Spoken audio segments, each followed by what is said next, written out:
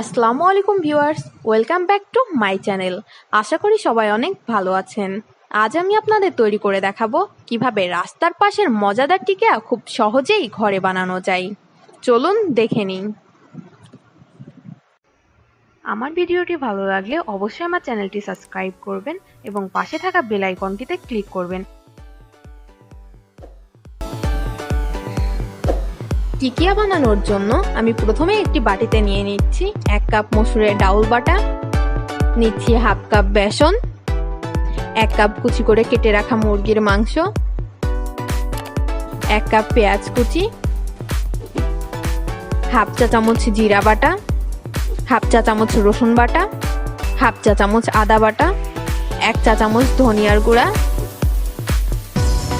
1 চা চামচ হলুদ গুঁড়া,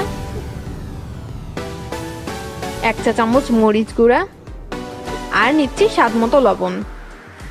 এবার এই সবগুলো উপকরণকে আমি খুব ভালোভাবে হাত দিয়ে মেখে নিচ্ছি। এখানে আমি মুরগির মাংস দিয়ে করেছি, আপনারা চাইলে গরু বা খাসির মাংস দিয়েও করতে পারেন।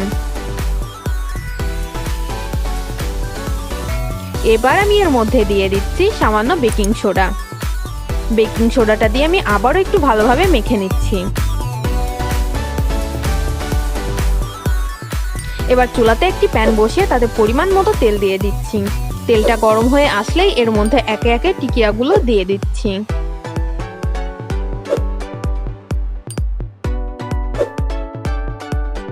আমি 3 আঙ্গুলের সাহায্যে ছোট ছোট করে টিকিয়াগুলো তেলের মধ্যে দিয়ে দিচ্ছি।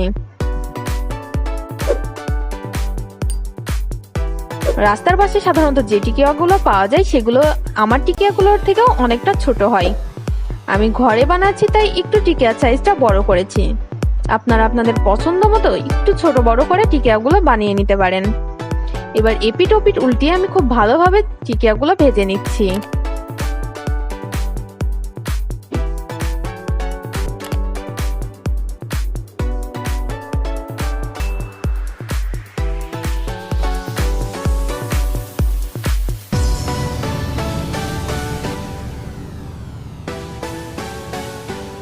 আমার টিকিয়াগুলো ভাজা হয়ে গেছে।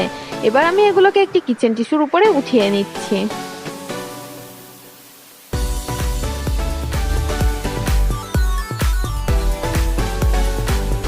একইভাবে আমি বাকি টিকিয়াগুলো ভেজে নিচ্ছি।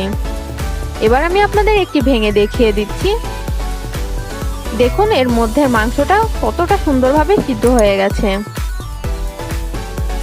এটা অবশ্যই বাসাতে ট্রাই করবেন, আশা করি সবার অনেক ভালো লাগবে। আল্লাহ হাফেজ।